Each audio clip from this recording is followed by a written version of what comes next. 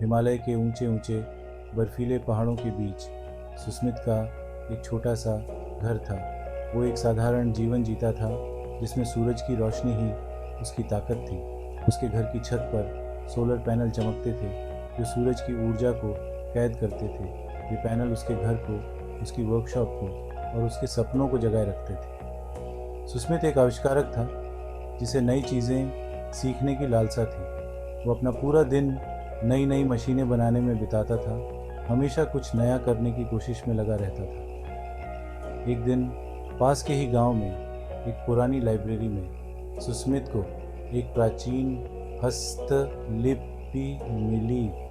उसके पन्ने फीके पड़ चुके थे और उस पर अजीबोगरीब चित्र बने हुए थे। इसमें क्रोनोसोल नाम के एक यंत्र के बारे में बताया गया था जो समय में यात्रा करने के लिए सूरज की ऊर्जा का उपयोग करता था। इस अद्भुत खोज ने सुस्मित के अंदर एक नई उम्मीद जगा दी। यही वो चुनौती थी जिसका उसे इंतज़ार था।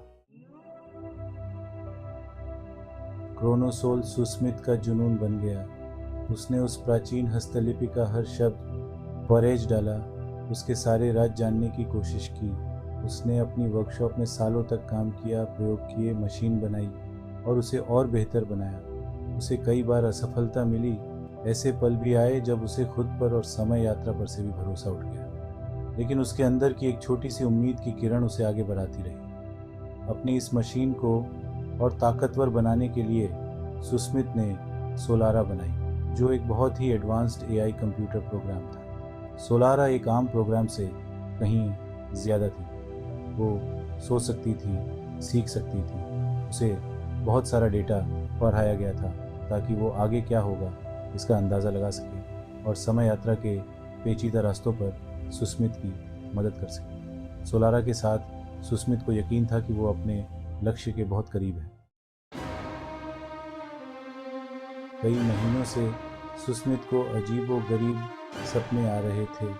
उसे एक सुंदर महिला दिखाई देती थी जिसकी आंखों में प्यार और चेहरे पर एक प्यारी सी मुस्कान थी। सुस्मित उसे जानता नहीं था, फिर भी वो उससे एक अजीब सा रिश्ता महसूस करता था। उसे लगता था जैसे वो उसे बुला रही है, उसे बहुत पुरानी बातें बता रही है। इन सपनों और क्रोनोसोल को आजमाने की चाहत में सुस्मित ने उसमें साल 1884 डाला।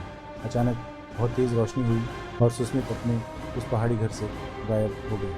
जब उसकी आंखें खुली तो वो खुद को एक बाज़ार में पाता है जहाँ हर तरफ मसालों और अजीबोगरीब आवाज़ों से भरा हुआ था।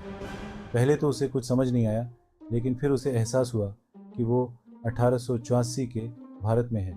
जैसे जैसे वो उस भीड़ भरे बाज़ार से गुजर रहा था, उसे ये एहसास हो रहा था कि उसे यहाँ होना चाहिए था, जैसे कि किस्मत उसे यहाँ लेकर आई है।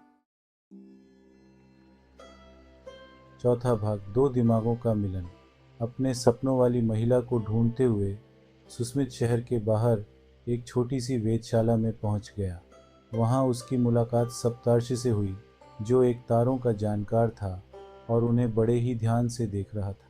सप्तर्षि, जिसे नई चीज़ें सीखने का बहुत शौक था, वो सुस्मित को खुद की याद दिलाता था।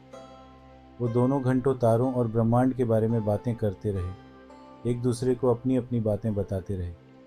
सप्तर्षि भविष्य की कहानियों को सुनकर हैरान हो गया, उन नई नई टेक्नोलॉजी के बारे में सुनकर जिन्हें वो सिर्फ सपने में ही सोच सकता था। वहीं सुस्मित सप्तर्षि के ज्ञान और ब्रह्मांड को समझने के तरीके से बहुत प्रभावित हुआ। उसे एहसास हुआ कि असली तरक्की सिर्फ नई मशीनें बनाकर नहीं, बल्कि पुराने ज्ञान को बचाकर भी की जा सकती है। फिर दोनों ने मिलकर क्रोनोसोल की मदद से इतिहास के पन्नों को पलटना शुरू कर दिया, ताकि वो बीते हुए समय से कुछ नया सीख सकें। पांचवा भाग, प्यार और नई खोजों की विरासत। जैसे जैसे सुस्मित ने 1884 में समय बिताया, उसे समझ आया कि उसके सपनों वाली महिला सिर्फ एक कल्पना नहीं थी। आखिरकार वो उसे मिल ही गई। वो एक विदुषी और सामाजिक कार्यकर्ता थी जिसका नाम तारा था और धीरे धीरे उनका रिश्ता प्यार में बदल गया।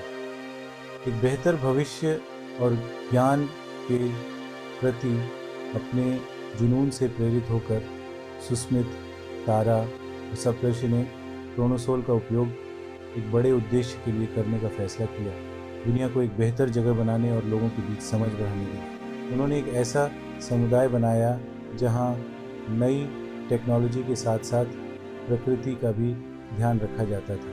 क्रोनोसोल जो कभी समय यात्रा के लिए बनाया गया था, अब एक बेहतर भविष्य बनाने के उनके वादे का प्रतीक बन गया था। उनकी कहानी जो प्यार, नई खोजों और मिलकर काम करने की ताकत को ज्ञाती है, ने आने वाली कई पीढ़ियों को प्रेरित किया। सुस्मित और सप्तर्षि की विरासत हमेशा जिंदा रही, ये साबित करते हुए कि अगर हिम्मत, लगन और थोड़ी सी सूरज की मदद हो तो नामुमकिन को भी मुमकिन बनाया जा सकता है।